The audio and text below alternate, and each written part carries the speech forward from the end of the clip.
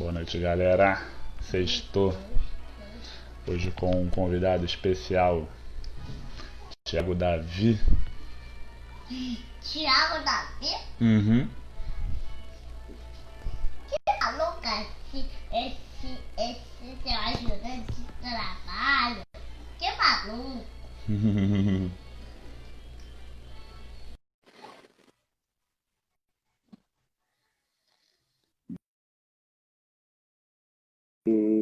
Opa! Fala! Buenas noches, Buenas grande. noches. E aí, doutor Caio, como é que você Fala, meu tá? mestre. Tô bem, e você?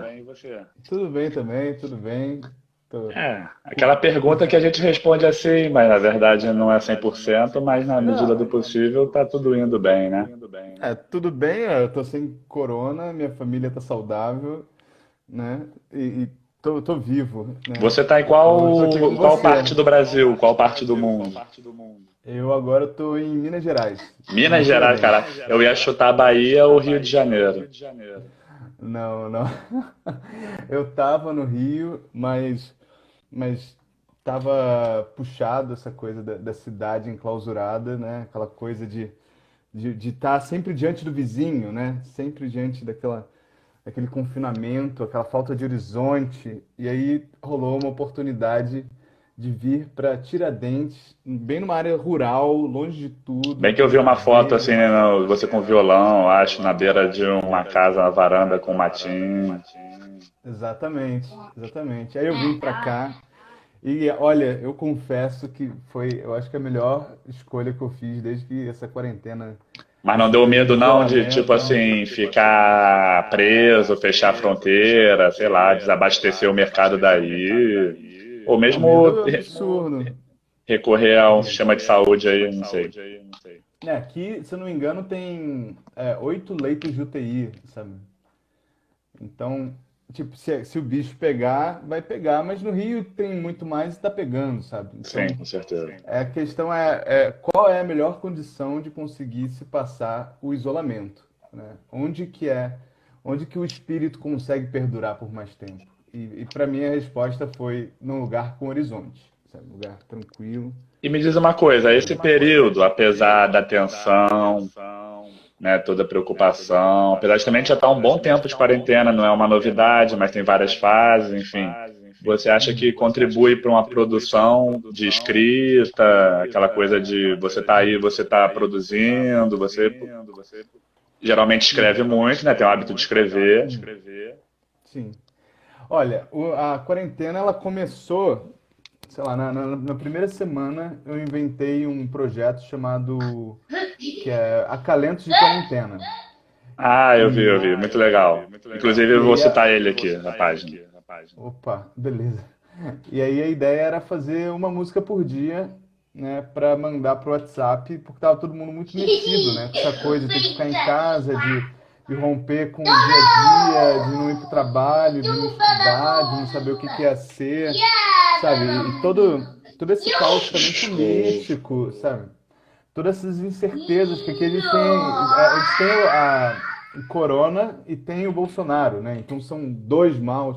Aí eu falei, pô, vou fazer uma coisa, fazer pelo menos uma notícia boa que as pessoas vão receber por dia pela internet, pelo WhatsApp. Então são musiquinhas curtas de um minuto mais ou menos, talvez um pouquinho mais, assim, um pouquinho menos, mas que tinham essa proposta good vibes, né? Que em geral vai contra as minhas músicas, que elas tem muito pessimismo, né? Tem Brindamos o Fim do Mundo e Eu ia tal. citar agora quando você falou isso. Um É, otimismo acalenta? um otimismo, eu acho que sim, né? O afeto, o abraço, sabe? São palavras de paz, palavras de, de, de tempo, assim, palavras que estimulam a reflexão, o amor, sabe? Eu acho que é o que a gente tem de Você acompanha patamar. noticiário, jornal, televisivo, impresso, da internet? Na época que eu estava fazendo o projeto, sim, porém agora em Minas Gerais eu estou numa casa que não tem nem televisão, Ah, né? então você não está tocando nesse Então, momento o projeto do acalento da quarentena. não, ele durou exatamente um mês, foram 31 dias, Eu achei que fechava a proposta bem, sabe? Enfim, são os primeiros 40 e poucos dias de quarentena, e aí pareceu que seria forçação de barra continuar, sabe? Eu fiz uma gama que trata de temas variadíssimos, sabe? Vai desde falar dos pássaros, desde falar de política, temas variados, ritmos variados. E aí, se eu continuasse, ia começar a repetir, sabe? Ia ser variações da mesma esfera. Então já tá tudo terminado, tá tudo no SoundCloud, inclusive. Tá, soundcloud.com/acalentos. Beleza, eu vou botar aqui na descrição da legenda do vídeo. E tem a ver com mais ou menos o projeto do Poesia da Notícia, né? Sim, sim, sim, sim. Eu tenho a impressão que meus projetos eles meio que se entrelaçam, né? Uma coisa vai levando a outra. É assim como a Poesia da Notícia é consequência do Caminho de Santiago. São todos projetos que eu produzia diariamente. A Poesia da Notícia foi o ano inteiro, foi 2014 inteiro, foi uma poesia por dia. E Acalentos, como era música, né, é mais complexo e é um período que drena mais, né? Porque a gente está num período que é difícil, né, acompanhar as notícias, é difícil Aquele ano acompanhar de o Brasil. 2014 ainda era um ano, comparado aos anos posteriores, de modo geral, um ano que foi talvez o melhor dos últimos anos. Porra, Até a eleição. Você fez esse projeto antes da eleição ou depois de eu fiz 2014? durante, Durante. começou dia Ah, sim, na primeiro polêmica de da Dilma janeiro, Aécio. tudo, tudo. Eu peguei Copa, eleição, é, pô, teve a morte do Ariano Suassuna, Ah, teve. foi em 2014, né? Cara, foi um ano que foi sinistro, assim, teve muita coisa, teve a crise do Ebola, foi, enfim, avião caiu, teve Você gostaria de seca em São recitar um Paulo. poema, uma poesia dessa Sim, obra? sim, sim.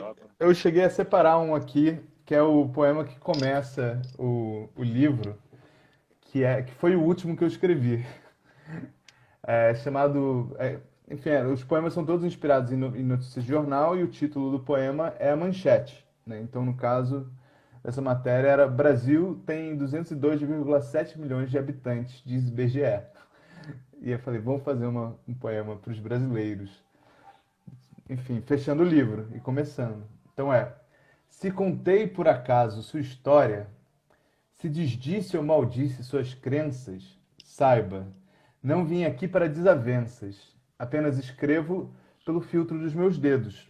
Com alguns medos, escrevi meus pensamentos, e sem certezas, inversei parte dos tempos. Enviesado como a luz do firmamento, me afirmei poemizando a notícia. É mais tristeza que se encontra entre esses dias. Parece que muito se resume à agonia, mas há mais manchetes publicadas numa tarde do que convém impor beleza pela arte. Escrevo anônimo do mundo, pretensioso. A insistência é meu leme e meu revés.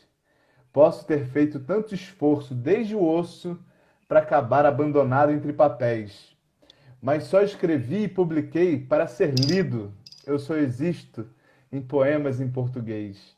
Não há razão a mais para ter escrito, senão ser lido no todo, ou em parte, por vocês. Caraca, muito lindo. Você recitando é diferente de ler, né? Ah, Quando com você vê o certeza, autor né? recitando a própria obra ou outra Ah, pessoa. sim. Que aí tem a minha entonação, é a minha leitura das Caramba, palavras. eu estava procurando aqui um poema que uma vez você me deu, acho que no segundo ou terceiro ano, que eu deixava junto com os desenhos. Não sei se você reparou, aqui tem um desenho da Paulinha, aqui tem um do Jonas e um da Ah, Paulinha aqui em cima. sim. Paulinha Kohler. Maneiro, É bem maneiro. daquela época e o poema que você me deu de aniversário. Eu Acredito que lembro. 2005 para 2004 a gente ainda estava se conhecendo. Foi terceiro ano. Ah, isso, Foi isso. terceiro ano. Eu me lembro com clareza. Eu me lembro mais ou menos de algumas frases, mas aí eu do mundo dá voltas. Uma vez a professora falou que você tinha acho que um estilo parecido com o Fernando Pessoa, não foi? Tem uma pessoa, não me lembro mais. Acho que a Lili. E quando você recitou esse agora, eu pensei nisso, eu me lembrei disso. Cara, isso aí é o maior elogio possível da língua Não, portuguesa, sem né? querer comparar com ninguém, cada um tem seu jeito.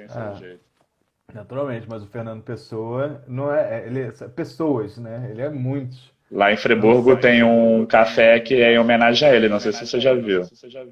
Não sei se ainda tem agora, tem alguns anos tinha. Ele é bem tem uma praça principal, não sei se você já foi em Friburgo. já. Tem a praça principal, ao redor tem vários estabelecimentos. Aí tem um bar que é em homenagem ao Fernando Pessoa, que a parede é toda com colagens de poemas, jornais, que ele tinha coluna. Muito legal. Caraca, maneiro. Você Nunca começou a fui, ter, pessoalmente. escrever poema com quando? Eu comecei com 9 anos, na terceira série, apaixonado por uma menina. E aí as paixões são sempre lancinantes. Elas pegam, derrubam, te jogam contra a parede. E eu vivo as paixões desde muito cedo. E aí teve um recital de poesia lá da turma. E, é, e aí eu decidi que era nesse recital que eu ia declamar meu amor eterno, né? E conquistar o coração daquela donzela. E aí eu recitei e dediquei o poema para ela no final, tipo, na frente da turma, da outra turma, dos professores, dos pais. E aí provavelmente foi a maior vergonha da minha vida e da vida dela. Ela foi correr pro banheiro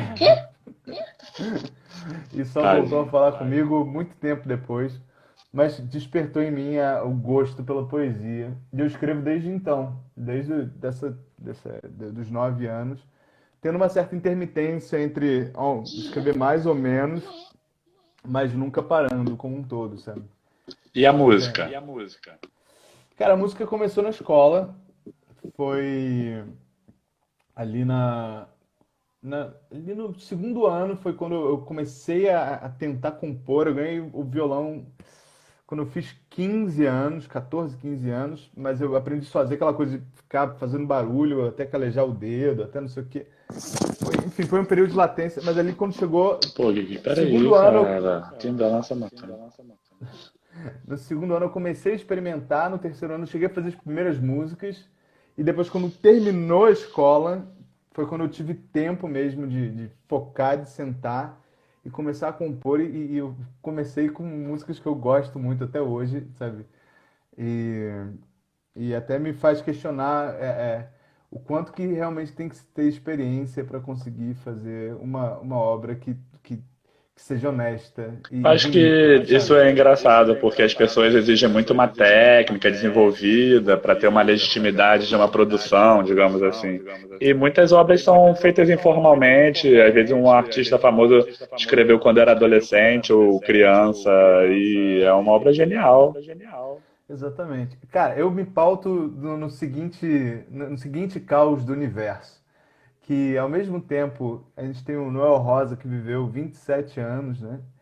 E o, e o Dorival Caymmi que viveu, se não me engano, quase 100, e ambos compuseram a mesma quantidade de músicas, né? Então, Impressionante. E o não é. Cartola, se eu não me engano, só começou a fazer sucesso e ser músico depois de uns 30, 40 anos. Não sei se eu estou confundindo agora. Sim, e só estourou bem mais velho também, né? Ele só virou o Cartola da popular mesmo, se eu não me engano, enfim. Tô É, sem dizendo contar os realmente artistas mesmo com plásticos idade. que morreram no anonimato. Não, e tem você pega o Saramago também, ó, foi ali, ó, com 50 anos, 50 e tantos anos, que ele começou a ganhar espaço com a literatura, começou a escrever de verdade, sabe? Então ele viveu, acho que foram 30 anos ou 40 anos escrevendo aí.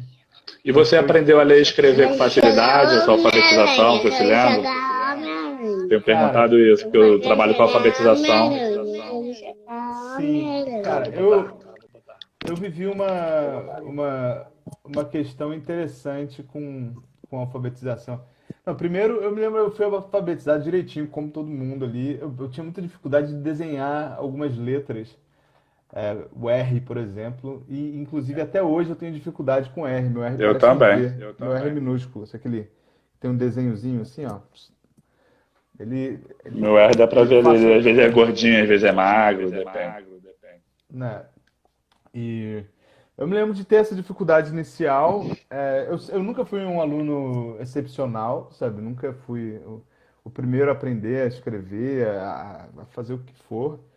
E eu tive uma questão que vai um pouco além da alfabetização, mas que é interessante, talvez, para discussão, que é a instrumentalização da língua. Que quando eu entrei na quinta série, eu me mudei para fora e passei 4 anos morando fora antes de voltar para o Brasil.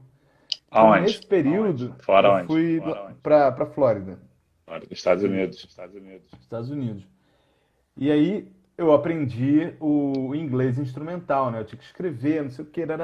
Aí toda a estrutura gramatical mesmo, mais profunda, de, sei lá, de o que é, sei lá, verbo, as conjunções, tá? Sei lá, todas as regras de ter o idioma mesmo, assim, a língua que se fala e que se cria, né? A língua como ferramenta, foi lá. E aí, quando eu voltei e você foi testemunha, você entrou na era em que ano? 2004, no segundo ano. No segundo ano. Então, é que você perdeu. Eu cheguei em 2003, no primeiro ano, e eu tinha um português de quinta série. E a Lili, que você citou, ela falava pra mim, cara, se você não aprender a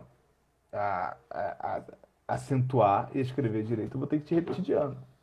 Eu não vou te dar mais que um D.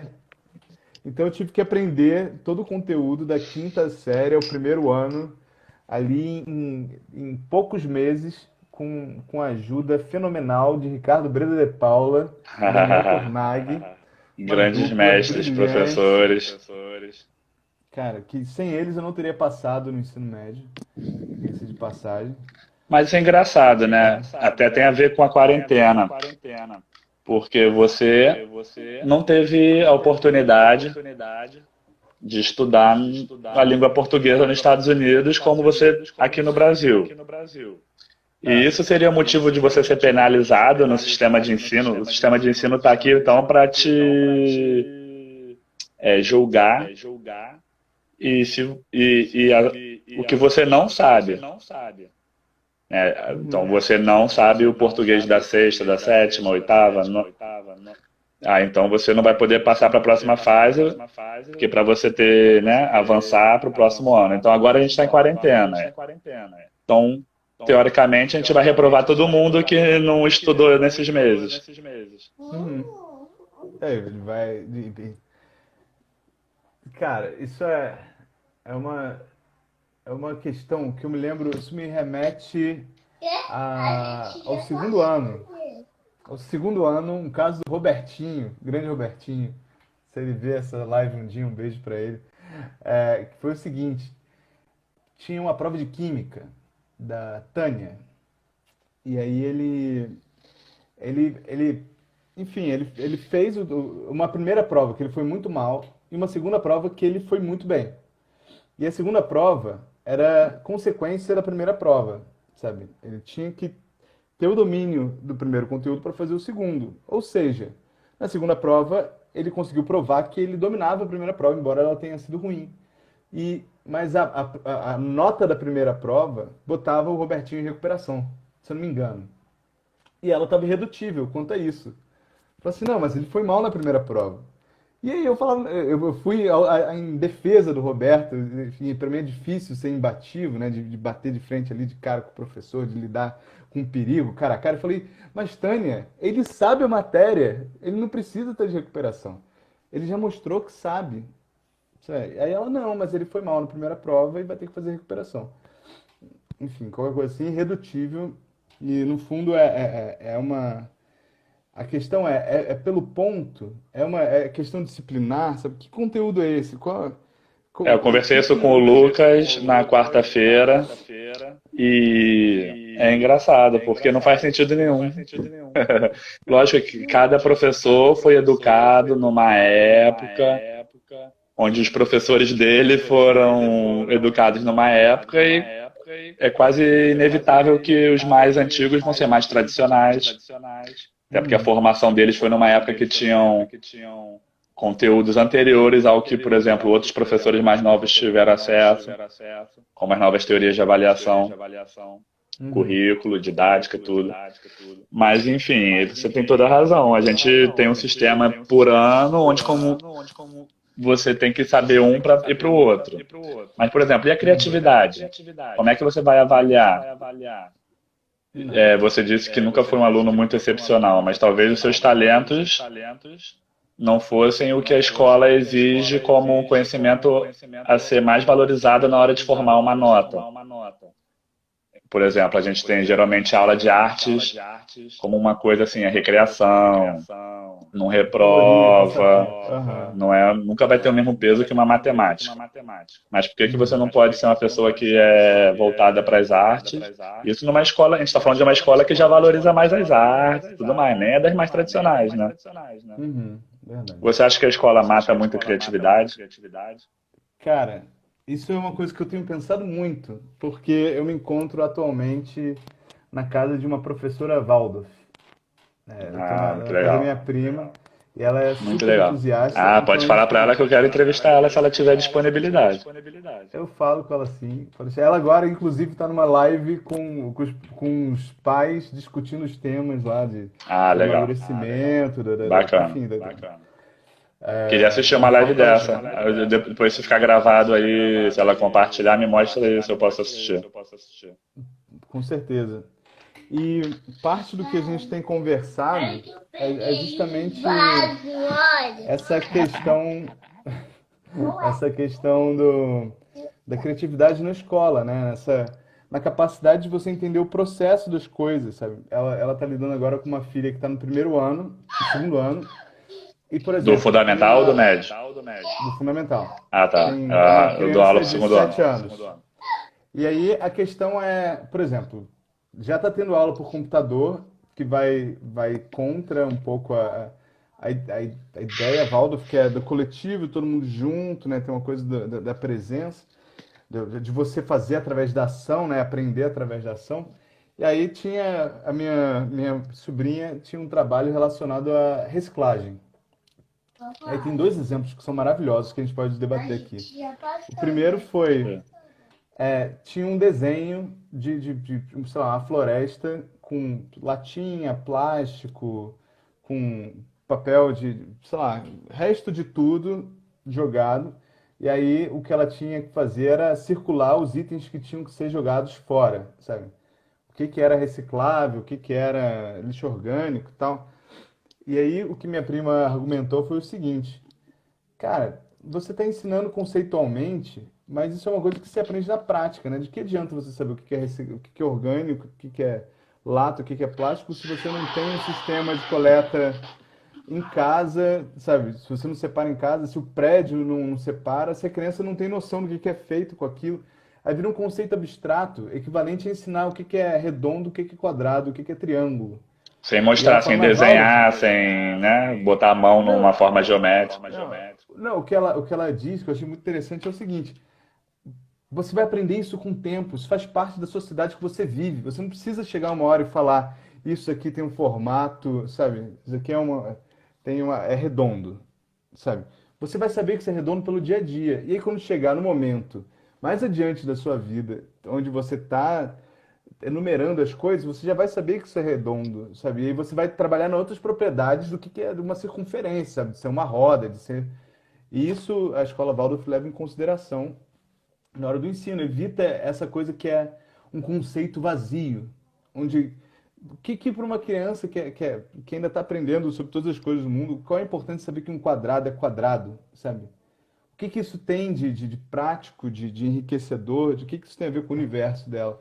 Sabe, tem outros processos que seriam mais interessantes. Eu não domino o Waldorf o suficiente para poder falar o que que Será é. que você não vai ter É. a sementinha de virar professor aí plantado? Já teve Não vontade? sei, Já teve não sei. experiência? Eu já dei aula de substituto de vídeo lá na Eden. E eu, foi um mês que eu dei aula de quinta série ao segundo ano do ensino médio. E foi uma loucura.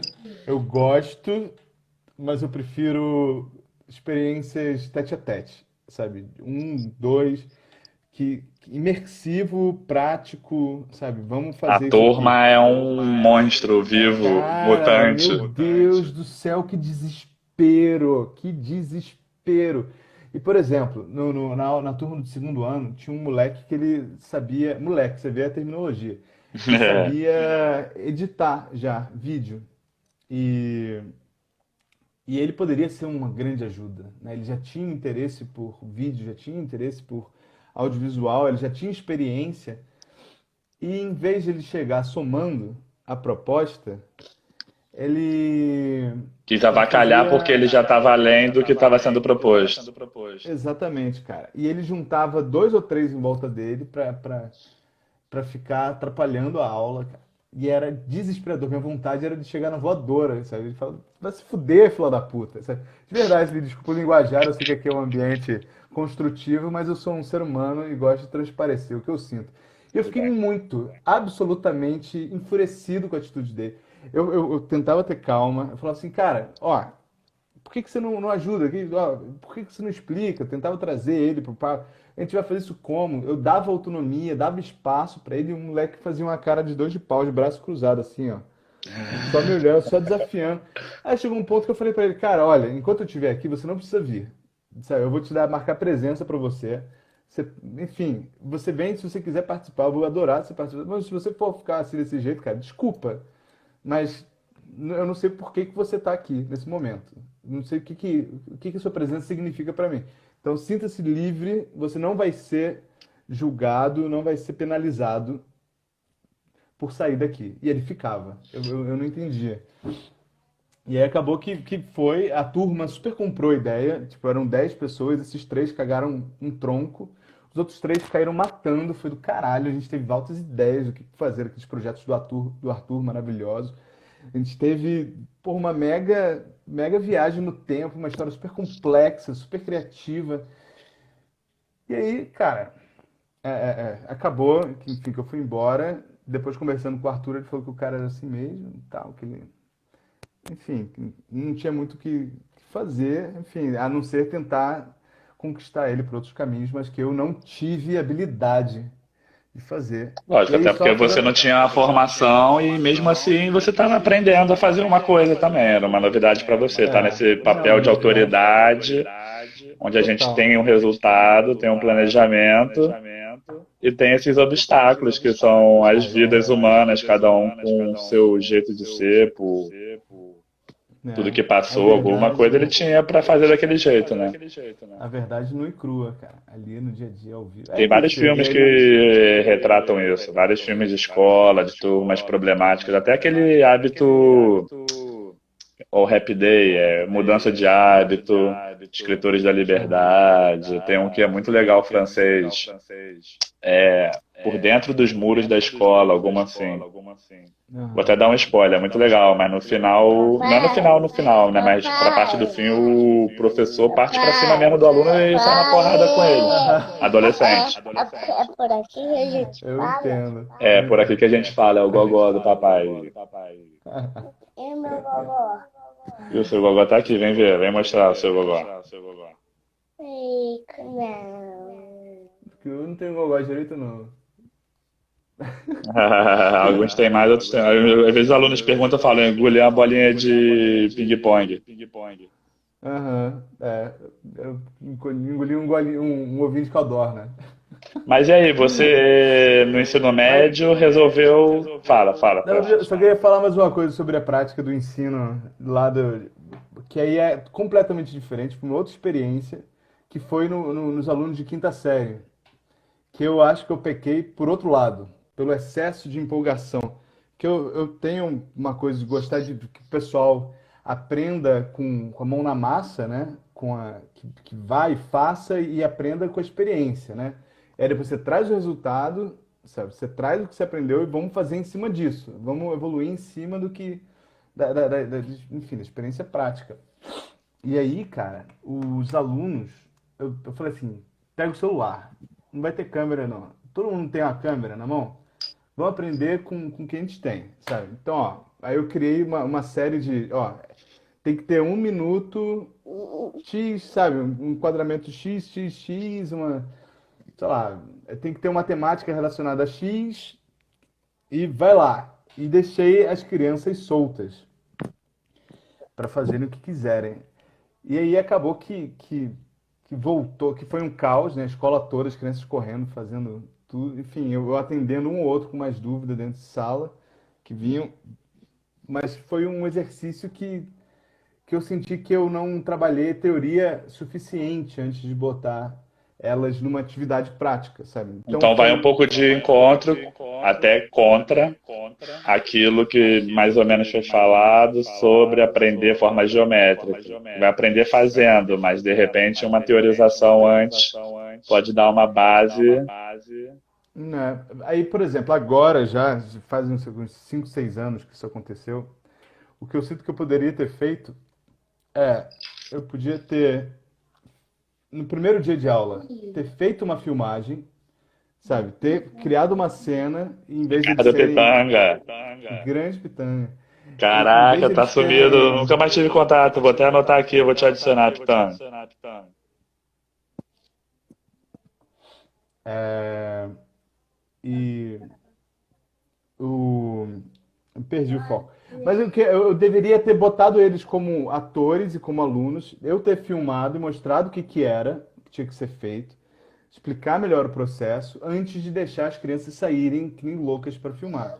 Aí, tanto que depois, com as aulas seguintes, eu dei 4 aulas, nas outras eu consegui Tinham mais ou quantos menos. alunos nessa turma? Essa turma deviam ter entre 15 e 20. Tá bom, a turma boa. Não, tá desculpado, foi eu que cortei ele, Thiago. Ô, Pitanga. Não, tranquilo. Um beijo, Pitanga.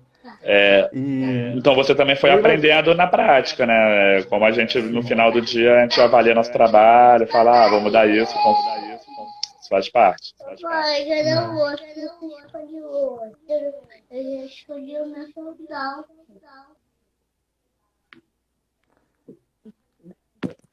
Pera aí, rapidinho. E Fala, tranquilo. fala. Cadê o outro?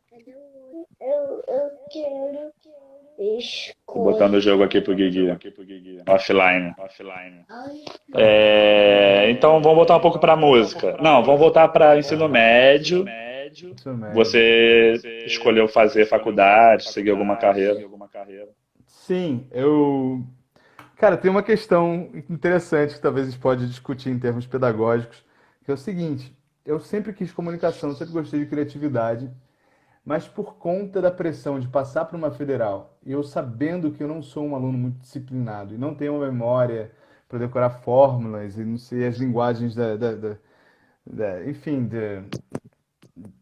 da química, da biologia, da física, da matemática, eu, eu decidi fazer ciências sociais porque era a minha segunda opção, mas porque eu sabia que ia ser mais fácil de passar do que comunicação. Eu tentei 3 vezes e E não consegui. comunicação Comunicação. é Aí na puxado, Unirio né? não tinha comunicação, eu botei pedagogia na terceira vez. É. E aí, É, acabou era que se puxado. desenrolou. E acabou que eu passei para ciências sociais na segunda requalificação, na reclassificação.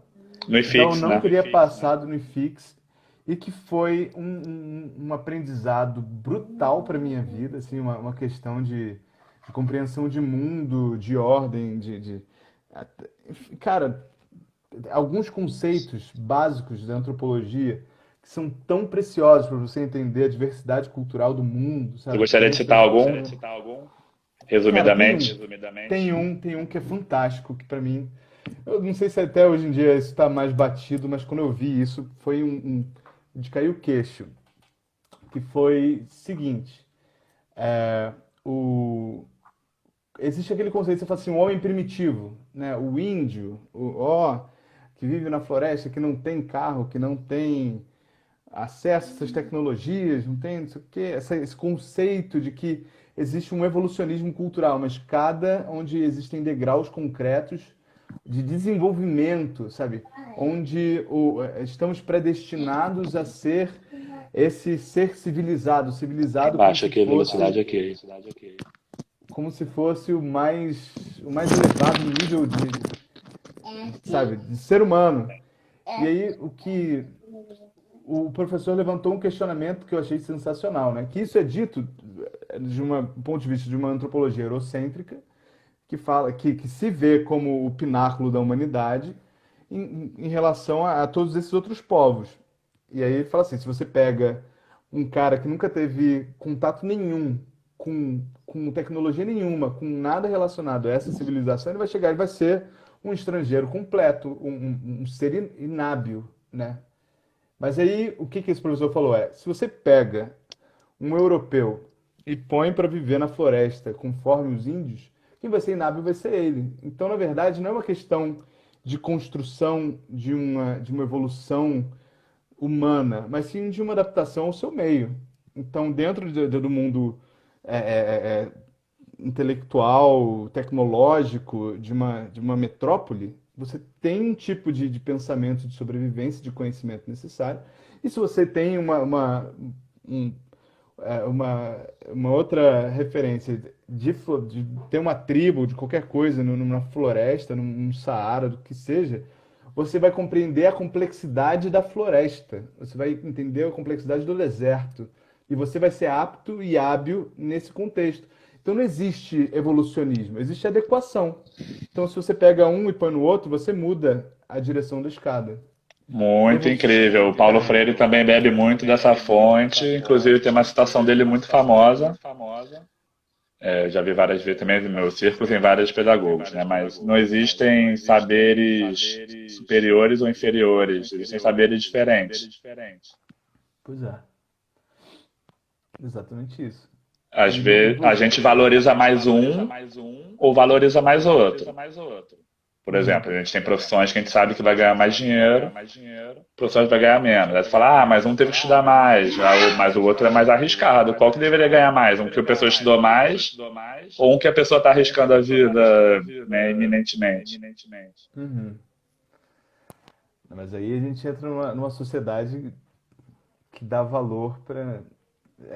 São valores complicados, né? Que não são relacionados à vida, né? Na É, verdade, no aí fundo, a entra gente várias está numa coisas, lei de sociedade. oferta e procura, toda a história da sociedade e como foi caminhando, né? Também não adianta a gente estar só no lugar de reclamar. Mas também tem a ver com o que eu perguntei sobre a criatividade na escola, a sua alfabetização, aí que você citou a recuperação ou não de um colega com a professora.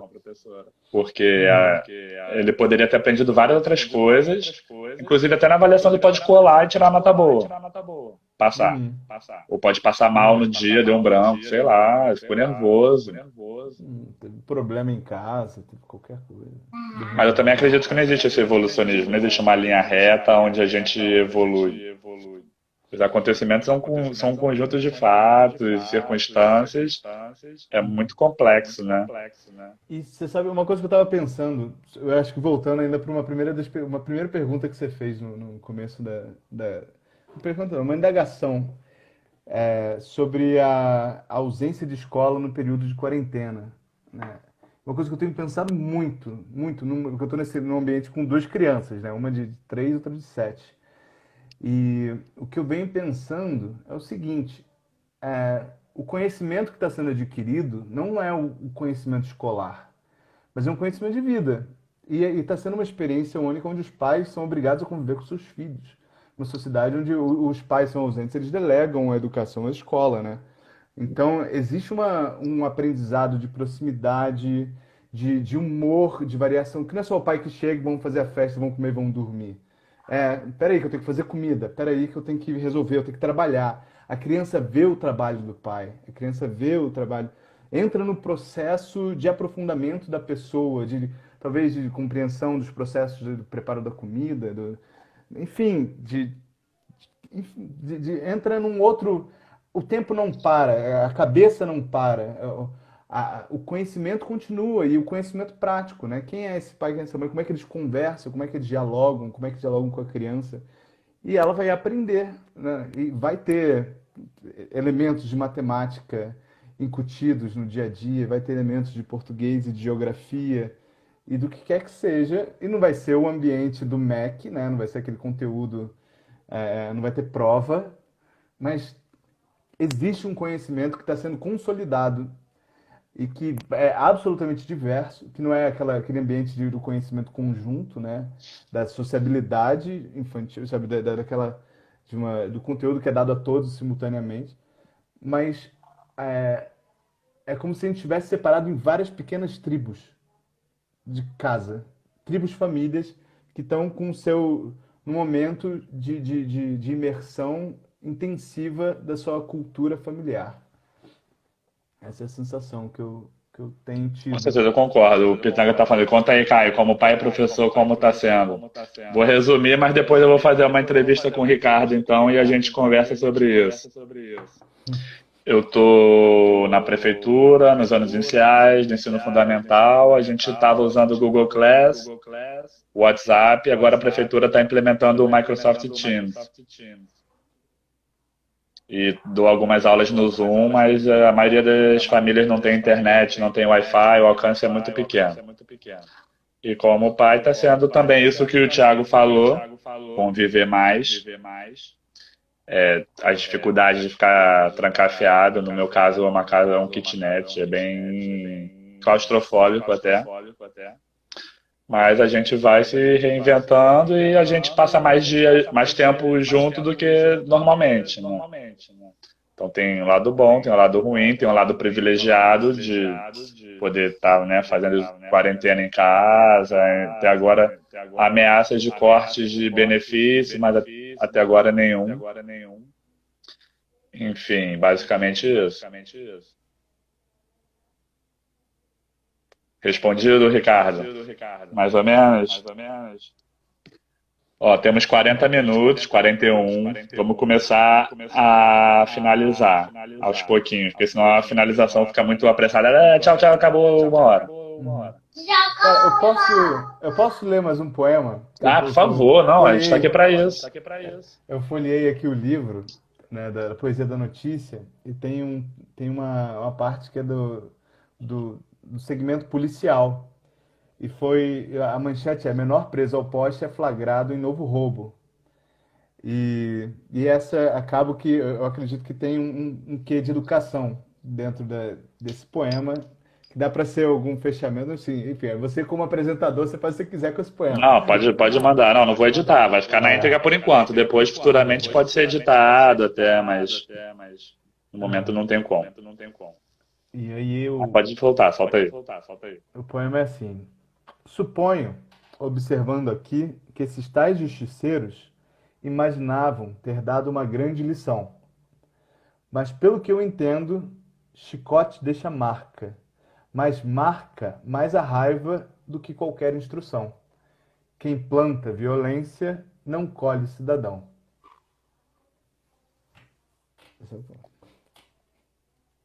É incrível, né? Como é que a gente vai conseguir resolver o problema da violência com violência?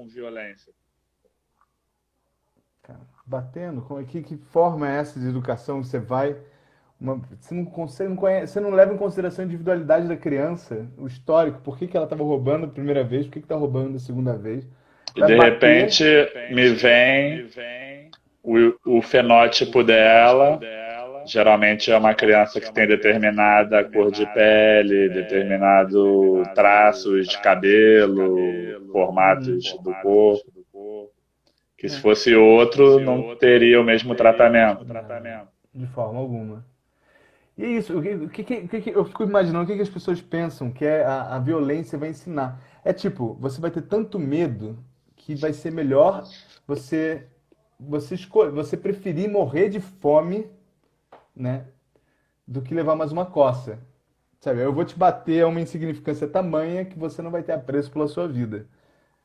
Eu sinto que é isso, as pessoas que cometem esse tipo de ação contra um menor que tá roubando, está furtando. Qual é o ato pedagógico dessa violência, dessa porrada? Além da diminuição do eu do outro. Tipo, eu não te conheço, mas eu tô te batendo para você não fazer mais isso. E para servir de exemplo para outros. Um controle, coerção. Cara, isso gera muito mais raiva, sabe?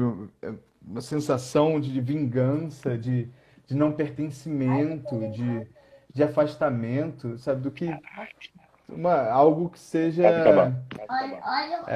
inclusivo, construtivo, sabe? Edificante. É só para terminar, enfim, eu não sei como é que a gente está de tempo. Não, tá ainda, 44. Bateu uma hora. E quer que eu veja o poder novo do Kirby no Smash Bros. Tá quase acabando aqui, Gui. Vai, mostra o poder novo.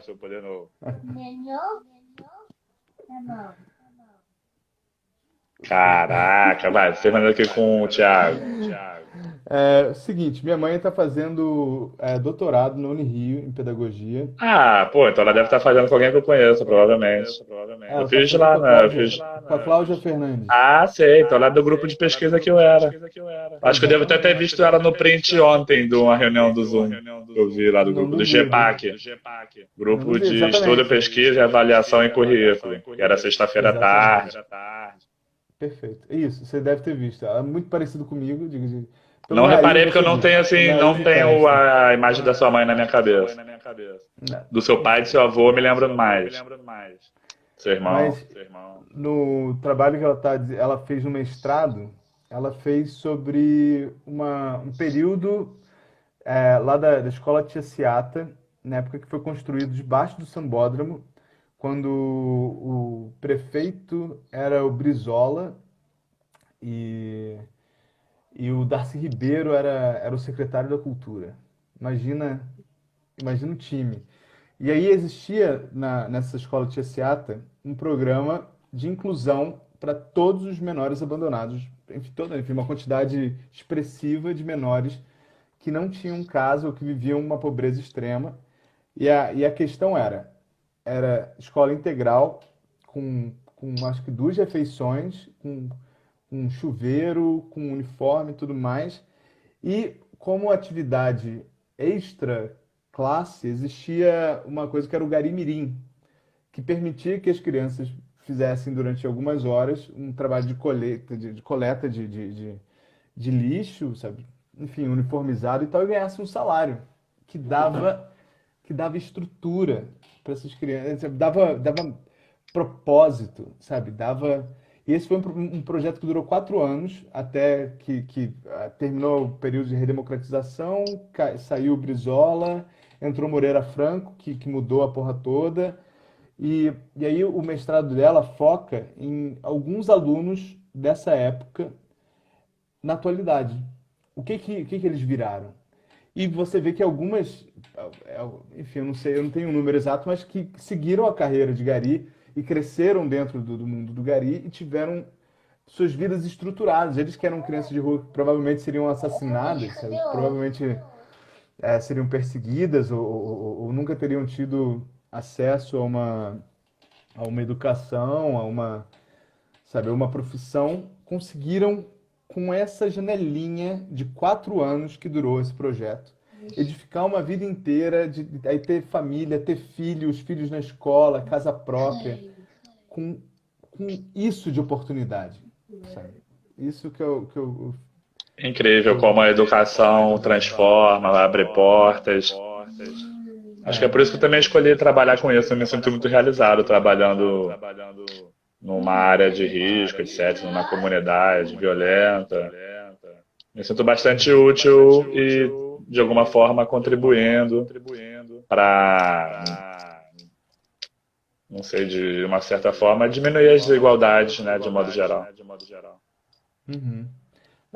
Eu imagino, cara, como é que isso deve ser pra você. Eu já vi alguns posts seus, né, na aula, né, com a sua turma. Parece que é uma escola bem legal, né? Parece que é uma escola que tem Sim, uma uma escola bem legal. estrutura, sabe? E, e dá pra ver como que você tem brilho no olho no que você faz, sabe? Que é um senso de propósito e de algo que realmente é, precisa de dedicação, precisa de atenção, você precisa de uma. Eu não sei nem se é devoção a palavra, mas que você, bem ou mal, apesar de todos os perigos, e às vezes não tem aula por conta de tiroteio, né? Que os alunos têm que se expor, você tem que se expor, que apesar de todas essas coisas, é uma coisa que anda, né? É uma.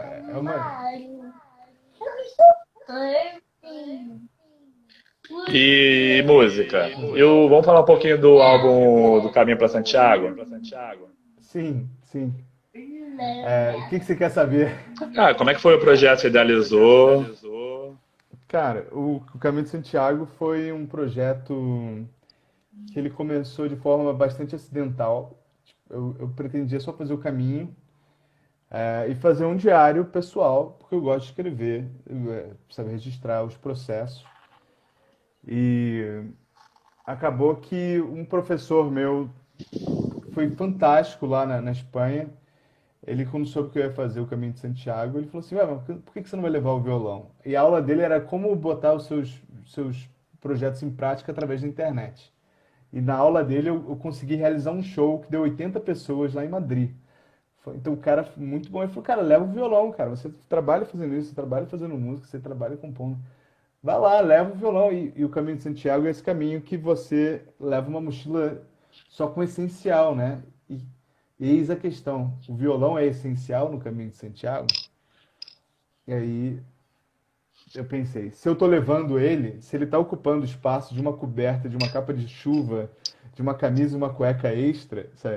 Ele vai ter que ser essencial. E aí eu Praticamente um falei, Don Quixote. né? Com minha lança no Rocinante. A lança é o E, violão. é, e aí eu falei, já que eu tô levando o violão, vou fazer uma música por dia. E aí que começou essa coisa de fazer as coisas diariamente. Foi com o Caminho de Santiago. Antes do Poesia da Notícia. Antes depois da notícia. E é Exatamente. muito legal, sempre E, relacionado ao cotidiano, né, expressar a leitura de mundo que você tem dos acontecimentos. né. E o Caminho de Santiago, ele ensinou uma coisa que eu achei bastante curiosa, que eu nunca tinha percebido diretamente, que é o como que o desenlace do dia afeta na hora da criação de qualquer coisa que seja. Então, quando você lê o diário do Caminho de Santiago e escuta as músicas, embora as músicas não sejam relatos diretos, sabe, do que aconteceu, eu acordei, tomei café, andei, choveu, você sente que existe uma influência da música, do dia na composição, seja em questão de ritmo, seja em questão da vibração da temática, da escolha das palavras, sabe? Tem músicas que são mais cansadas, tem músicas que são mais agitadas, tem músicas que são mais contemplativas e todas são é, um reflexo do que foi aquele dia de caminhada. E era cansativo caminhar, você fazia geralmente depois de caminhar, ou acordava, fazia, depois caminhava, ficava exausto. Não, eu acordava bem cedinho, tipo umas 5 da manhã, 5 e pouco, andava Olha o que, 10. acampando? Albergue, Não, em albergue. albergue. São os albergues de peregrino, que eram 5 euros na época. Então, e aí você tem direito a dormir, você tem uma roupinha de cama que é descartável, e aí, enfim, você se cobre o que você tiver. Tem um lugar ou outro que tem uma coberta para te emprestar, e mais sem café da manhã, sem nada, sabe? Então, aí você leva sua comida, ou você compra na rua. E aí eu acordava cedo, saía direto, só acordava, botava a mochila, a bota, andava 10 quilômetros, e depois de 10 quilômetros eu parava para tomar café, encontrava algum lugarzinho, e normalmente era um lugar que carimbava o caminho, que é a prova que você andou, né? Comia, descansava, e depois andava os 10, 12 quilômetros restantes até chegar no albergue. E aí quando eu chegava, eu tinha duas camisas só. Então eu chegava, tirava a camisa que eu tinha usado, lavava, pendurava, botava a camisa nova, seca, sabe? Lavava a cueca, essas coisas, meia, pendurava, comia, escrevia no diário, fazia música, pegava a roupa de volta, que ela secava rápido, porque a Espanha estava no meio do verão fazendo calor danado. Eu dobrava tudo, convivia com a galera um pouquinho, às vezes escrevia mais um pouco. E depois já era 9 e pouco, já era hora de começar a dormir, 9h30, 10 horas as portas de albergue ficavam fechadas. E às 5 do dia seguinte começava uma nova caminhada. Muito incrível. Para fechar aqui, você recomendaria uma música? Uma música. Uma música Marcante ou atual? de qualquer um ou minha? Qualquer um, ou sua. Tá, peraí, você me pegou desprevenido. Ai, veio Belchior agora na cabeça. É, cara, é o CD Alucinação inteiro, pode? Pode. Eu não conheço muito Belchior, na verdade. Cara, Belchior, ele passa tanta coisa, é um desespero, uma urgência, uma juventude, uma necessidade de gritar e de mostrar que a dor e de amar, sabe? Amar e mudar as coisas me interessam mais, sabe? Ele tem uma coisa de uma questão de latino-americanicidade que tem me batido cada vez mais forte, que eu acho que a gente, como brasileiro, que a gente se afasta dessa identidade latina, sabe? E a gente precisa se ver como continente, a gente precisa se ver como uma coisa só para se fortalecer com os nossos, para conseguir ser realmente uma força autônoma, sabe? Valorizando a nossa própria identidade, sabe? Essa raiz, fruto de anos de colonização, de extrativismo, de escravidão, de exploração, de uma elite necrófila que, que não representa nós que já somos filhos dos imigrantes e frutos dessa terra, frutos dessa mistura, que precisamos tomar esse país, essa identidade e ter uma noção do todo, sabe? E afirmar uma mudança humana e irmã, sabe? Eu sinto que o Belchior, ele já fazia isso em 70 e pouco, lá. Como é que ele fala? Que ele... em 76... esqueci a citação. Ele fala que tá tudo ruim, sabe? E tá em 76, 77, alguma coisa assim. Sim, acho que eu sei essa referência. Um filme. Filme. Auto da Compadecida. Tá Um comparecido dos é incrível. melhores filmes da humanidade e com certeza o melhor filme brasileiro já feito.